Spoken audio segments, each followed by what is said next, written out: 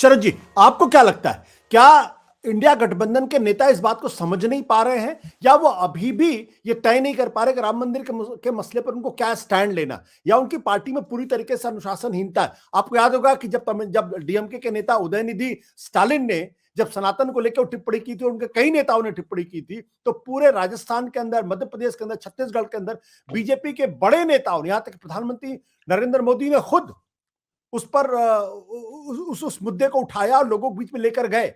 और तुषार इस बात की बिल्कुल सही कह रहे हैं, कहीं ना कहीं उसका अंडर करंट भी चुनाव के अंदर दिखाई पड़ा है। आप बिल्कुल ठीक कह रहे हैं। और ये एक्चुअली क्या है कि अब राजनीतिक विषय नहीं रह गया, जैसा अभी तुषार कह रहे थे। ये अपना आस्था का विषय है। और अगर आप किसी की आस्था पे प्रहार करेंगे तो उसका उसका रिएक्शन होगा ही होगा। कि जो आज देखिए, सीधी बात क्या है, भाजपा के समर्थक क्या कहते हैं? वो कहते हैं कि इसी तरीके की बात आप किसी दूसरे धर्म के बारे में करके देखिए, और देखिए उसका क्या रिएक्शन होता है। तो सिर्फ इसलिए कि हिंदू एक बहुत टॉलरेंट धर्म है, तो इसलिए आप कुछ भी कह के निकल जाते हैं। तो अब जो एक नैरेटिव बिल्ड कर रहे हैं, उनका कहना है कि साहब अब हिंदू भी सहेगा नहीं। बहुत सैकड़ों साल सह लिया, हजारों साल सह लिया, अब हिंदू भी सहेगा नहीं, और हिंदू इसका अपनी तरह से राजनीतिक प्रतिकार करेगा। तो अब वो उसको जो भी गुस्सा है या जो भी रिएक्शन है, उसको पॉलिटिकल तरीके से पॉलिटिकल मोड़ दे देते हैं। तो ये आप ठीक कह रहे हैं कि जो इंडिया अलायंस है उसको समझ नहीं आ रहा है। और ये भी सही है कि उनमें आपस में कहीं कोई तालमेल समन्वय नहीं। नहीं है, कोई अनुशासन नहीं है। अनुशासन की बात आप देखिए कि अगर जो जैसा अभी आपने इसका स्टालिन के बयान की बे- बात की थी, तो स्टालिन के बेटे की, तो उन्होंने जब ये बयान दिया था, उसके बाद तुरंत बाद भोपाल में एक बैठक होनी थी सभी इंडिया अलायंस के नेताओं की। और रैली होनी उसको थी भोपाल यूनि में। हाँ। जी, जी, और उसको यूनिलैटरली जो कमलनाथ जो है। कमलनाथ थे, कांग्रेस के अध्यक्ष, प्रदेश अध्यक्ष, तो उन्होंने कैंसल कर दिया। अब ये अनुशासन नहीं, हीनता नहीं, तो इसको आप क्या कहेंगे? कि किसी से परामर्श किया होता, अगर ये डिसीजन आना था, अनाउंस होता, तो सेंट्रल लेवल से होता, जो उसकी कोऑर्डिनेशन कमेटी बनी थी उसकी तरफ से होता।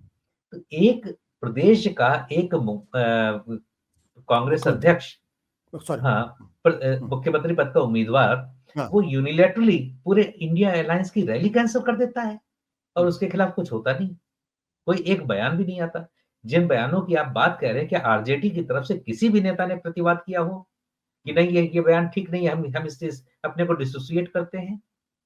तो जब आप इस तरीके की राजनीति करते हैं कि आप जब काशी विश्वनाथ मंदिर के दर्शन करते हैं, तब तो पूरा चंदन का टीका लगा के निकलते हैं, और उसके बाद बाहर निकल के आपके कान में कोई कहता है कि साहब अब आगे मुसलमान मोहल्ला है, तो जरा टीका पोंछ ली, तो आप तुरंत टीका पोंछ लेते हैं।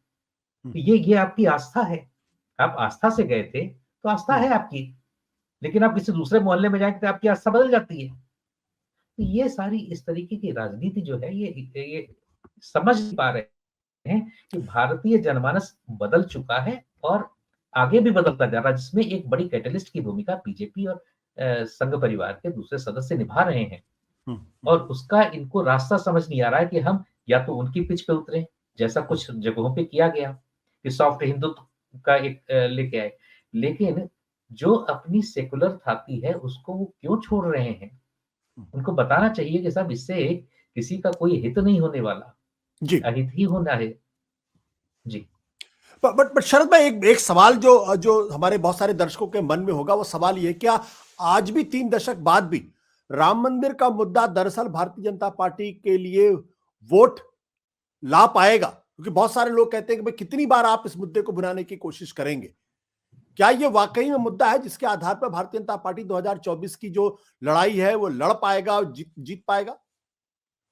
देखिए, आप 1989 से लेके 1992 तक 3 साल आप भी उस समय रिपोर्टिंग करते थे, और मैं भी करता था, और हम लोगों ने देखा कि उस समय देश का या प्रदेश का माहौल, उत्तर प्रदेश का माहौल क्या था। और 6 दिसंबर को मैं तो अयोध्या में ही था, और उससे पहले भी लगातार लखनऊ में था। तो जिस तरीके का माहौल बना था, तो लगता था, जो आज लगता है वो वही उस समय भी लगता था कि देश का जनमानस बदल गया है।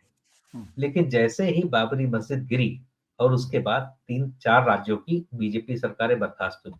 हम्म, 1 साल के अंदर चुनाव हुए। तो लगा कि साहब अब तो सब जगह बीजेपी को उसका फ़ायदा मिलेगा। हम्म, लेकिन 4 में से लगभग चारों जगह बीजेपी हारी। ये ज़रूर है कि राजस्थान में उसको जोड़-तोड़ करके सरकार बनाने को का अवसर मिला, लेकिन बाकी 3 राज्यों में उसकी सरकार नहीं बनी। तो हम्म, आप कह सकते हैं कि इसका कोई राजनीतिक फ़ायदा बीजेपी को नहीं मिला था, तब नहीं मिला था तो आज क्यों मिलेगा? लेकिन हम्म, मेरा ये कहना है कि तब के राजनीति में और आज की राजनीति में, तब के भारत में और आज के भारत में फ़र्क आ गया है। हम्म, अब वो अंडरकरेंट जो उस समय था, एक उबाल था, वो गुस्सा था। अब वो हम्म, गुस्सा नहीं है। अब उस गुस्से को एक आक्रोश में एक एक राजनीतिक हथियार के रूप में बदल दिया गया है। उस समय एक तात्कालिक हथियार था जो कुछ समय चला और उसके बाद जैसे ही वो जो जो प्रतिरोध का प्रतीक था, जो विरोध का प्रतीक था बाबरी मस्जिद वो खत्म हो गई और वो खत्म हो गया। तो अभी वो उसको पॉज़िटिव हथियार लेके आ रहे हैं और उसको सस्टेन्ड कैंपेन एक चल रही है कि साहब जब तक ये हिंदुओं का अपमान होता रहेगा, तब तक इस तरीके के मुद्दे बने रहेंगे। और वो लग रहा है कि जब आप पब्लिक से बात कीजिए, लोग जो जनता से बात कीजिए, लोगों से बात कीजिए, तो आपको बहुत से लोग ऐसे मिलते हैं, जो हम्म, इस बात को कहते हैं कि साहब ये तो हिंदुओं का अपमान है। हम्म, जनता से बात कीजिए, लोगों से हम्म। बात कि हमारे हमारे आस्था के विषय पे कोई भी कैसे कैसे गाली देके चला जाएगा, कुछ भी अपमान करके चला जाएगा। सत्य हिंदी का ऐप डाउनलोड करें गूगल प्ले स्टोर पर।